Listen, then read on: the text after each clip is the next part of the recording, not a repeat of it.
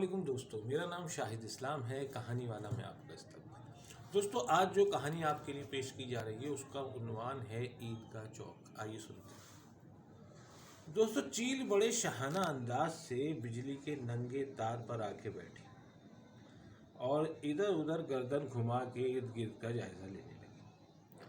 अभी वो ईदगाह चौक पर झुंड से अलग होकर आई थी जो एक दूसरों के साथ गुत्थम गुत्था थे। आज न जाने क्यों इनमें लड़ाई हो रही थी, जबकि रोज़ ही आराम से उन्हें छीछड़े या चर्बी मिल जाया करती थी, जो अच्छू कसाई या तो गाहक ना आने की सूरत में या फिर बड़ा गाहक आने की सूरत में फिजा में उछाल दिया करता था। उसे चील जैसे ही देखती, बिल्ली और कुत्ते से पहले पहुंचकर झपट कर ले जाती और तकरीबन अच्छू ही नहीं, नन्हे कसाई, उसके आगे बब्बन कसाई और बहुत सारे कसाईयों की दुकान थी, वो भी यही तर्ज अमल करते थे। आते जाते लोग उन्हें गालियां ज़रूर देते थे, क्योंकि जब चीलों का झुंड जमा होता था तो उनके सरों से लैंड करता हुआ जाता था। लेकिन आज इसने सोचा, क्यों ना इन झुंड से अलग होकर किसी और जगह नज़र देखूं। सामने नीचे ठिए पर मुर्गी वाला भी मुर्गी काट रहा था। उसने सोचा, क्यों ना इसकी बोटी उचक लूं। उसने ये कोशिश भी की, लेकिन उसने झट से ही एक साफ़ी घुमाई जो कि चील को लगते लगते बची।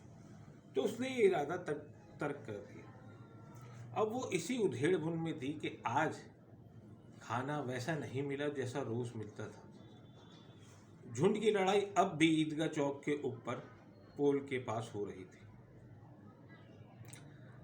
अब अचानक ही दोस्तों उसने देखा, थोड़ा फिजा में अंधेरा सा छाने वाला था। अब उसे घर जाने की फिक्र हुई, क्योंकि सूरज गुरूब होने के साथ ही चीलें आसमान छोड़ दिया करती थी और अपने अपने घोंसलों पर चला जाती। इतने में वो क्या देखती है कि झुंड शांत सा हो गया और उन्होंने नीचे कलाबाजियाँ खाना शुरू की। उसने जैसे ही देखा, नीचे फखरू फेफड़े उछाल रहा था, जो कि पीरी फकीरी का काम करता था। उसने झट से उसी लाइन में एक कलाबाजी खाई और एक फेफड़े की बोटी पंजे में दबाए वो दूर पोल के घोंसले में जाकर बैठ गई और वहाँ आराम से खाने लगी। उसने खाते हुए सोचा कि झुंड में रहने में ही फ़ायदा है, ना कि अकेले कहीं झपटने में।